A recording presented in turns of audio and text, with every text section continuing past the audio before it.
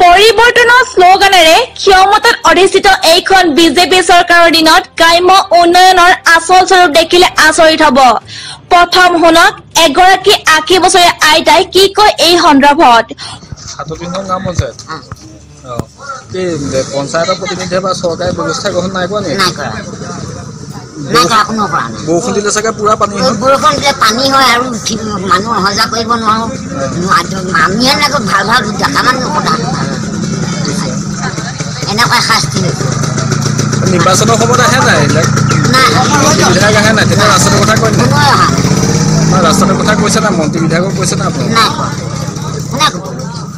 ভাল কৰি দিবলৈ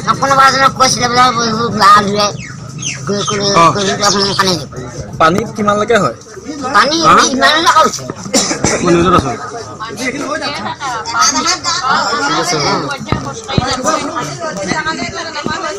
হয়, আমি কবলৈ ওলাইছো দ্বিতীয় শিক্ষিত নাগৰিক হিচাপে পৰিচিত উত্তৰ পশ্চিম যোৰহাটৰ ঢেকৰগড়া খণ্ড উন্নয়ন বিষয়া অধীনস্থ 37 নং ৰাজচাউলি গাঁও পঞ্চায়তৰ অধীনস্থ এইটো পথটো আঁচনি ধৰাৰ পাছতো যোৰহাট সমষ্টিৰ বিধায়ক তথা অসম বিধানসভাৰ অধ্যক্ষই সেই আঁচনি নধৰিবলৈ মানা কৰিছিল পঞ্চায়তক।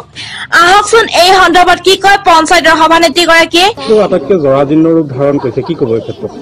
পদটো ইতিমধ্যে মই পঞ্চায়তত যেতিয়া সভানেত্ৰী হিচাপে জয়যুক্ত হৈছিলোঁ তেতিয়া মোৰ এটা সপোন আছিল যে মই এই ৰাস্তাটো মই প্ৰথম পঞ্চায়তৰ যেতিয়া পুঁজি আহিব তেতিয়া পঞ্চায়তৰ পুঁজিটো মই প্ৰথম ৰাস্তাটো ধৰিম।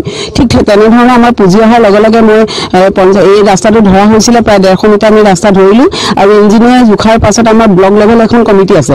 তাত আমাৰ CO প্ৰেচিডেণ্ট আৰু BDO তাৰ ছেক্ৰেটাৰী আৰু ইতিমধ্যে MLA যিজন নিতেন্দ্ৰ গোস্বামী ডাঙৰীয়া অধ্যক্ষ তেখেতো আমাৰ সেই কমিটিখনৰ মেম্বাৰ। ইতিমধ্যে আমাৰ যিবিলাক স্কিম আমি ধৰোঁ সেই স্কিমবিলাক ব্লক লেভেল কমিটিত আমাৰ এপ্ৰুভ কৰে। এপ্ৰুভ কৰাবলৈ যাওঁতে তেতিয়া মোক বিধায়ক ডাঙৰীয়াই কৈছে, নিতেন্দ্ৰ গোস্বামী ডাঙৰীয়াই কৈছে যে তুমি কিয় ইমান দীঘল ৰাস্তা ধৰিছা, গতিকে দীঘল ৰাস্তা তুমি নধৰিবা, মই কৰিম ৰাস্তা আৰু সৰু সৰু ৰাস্তাবিলাক তুমি ধৰা। কিন্তু মই তাত আপত্তি কৰা নাছিলোঁ। তেতিয়া মই কৈছিলোঁ যে ছাৰ আপুনি সোনকালে ৰাস্তাটো কৰি দিব।